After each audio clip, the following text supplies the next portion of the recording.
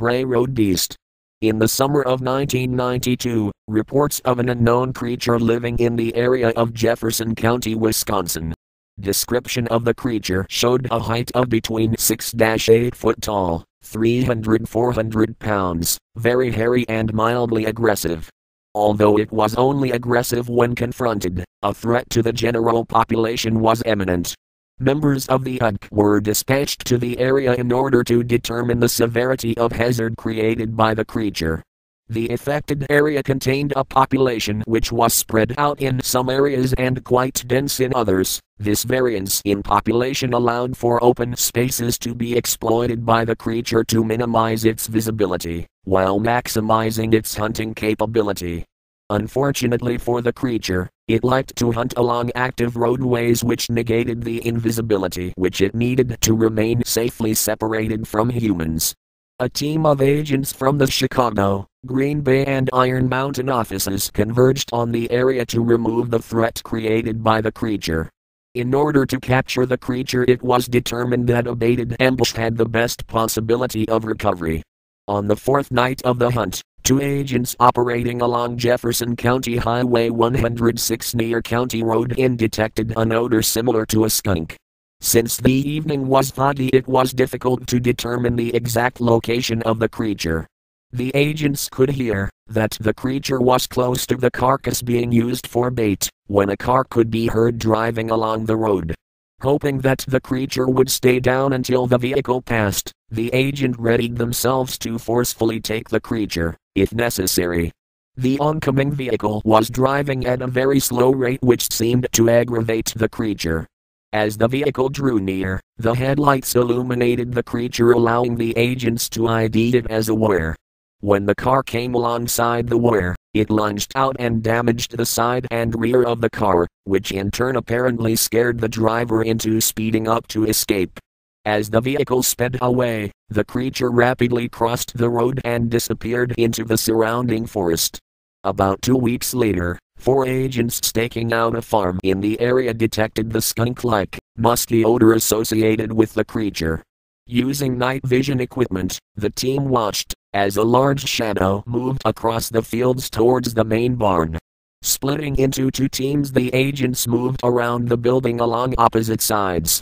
When the sound of splintering wood was heard, the agents rounded the corner of the building. One team was struck with chunks of planking from the side of the barn. The second team could not get a shot at the creature due to farming equipment. The creature, now noticing the agents closest to it, let out a great roar and struck both agents with its hands, sending them 15 to 20 feet away. As the creature moved rapidly out of range, the remaining 2 agents could now attempt to shoot tranquilizers into it. It isn't known if the agents missed or if the tranquilizers had no effect, but the creature managed to swiftly escape back into the woods. Although the injured agents had no serious injuries, they were treated with antibodies and sent to the local hospital for safe measure. A month and a half later, the hunting party caught up with the creature again, along County Highway 106 near where they had first nearly made contact. With rapidly diminishing light, agents again attempted to set a trap with a deer carcass and an ambush formation. Just after the sun had set for the evening, the creature was seen coming from the field across the road. It looked as if the creature was tracking the scent of fresh meat, and it was walking directly into the ambush. Just before coming to the bait, one of the agents sneezed. The creature stopped and looked into the field, where the agents were waiting with taser and dart guns.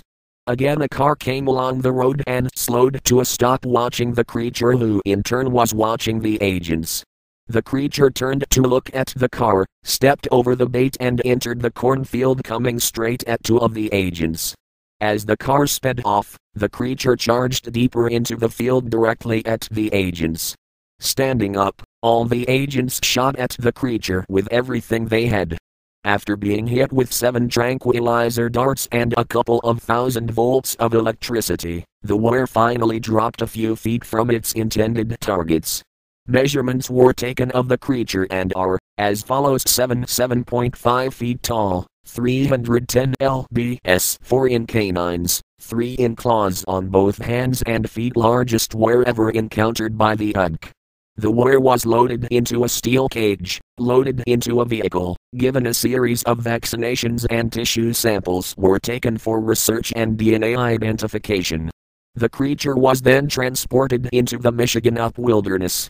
After a tracking collar was in place, the were was released in an area where it hopefully would not come into contact with humans. Research was unable to determine the original identity, if the creature. Update. On 130,899, a couple along with their 3 children decided to look for someone filming a documentary on the Bray Road Beast. During their drive they claim that they witnessed the creature standing in the woods near where the documentary was being filmed.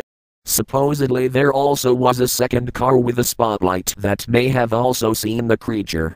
Agents Gray Coyote and Jungle Wolf were dispatched to the area in order to ascertain whether or not the original creature may have returned or if a new threat was operating in the area. After an exhaustive 2-week investigation, Agents Wolf and Coyote returned without any evidence of any creature living in the area. Of course, the $1,500 bar tab they tried to put into their expense report makes us wonder how hard they really worked.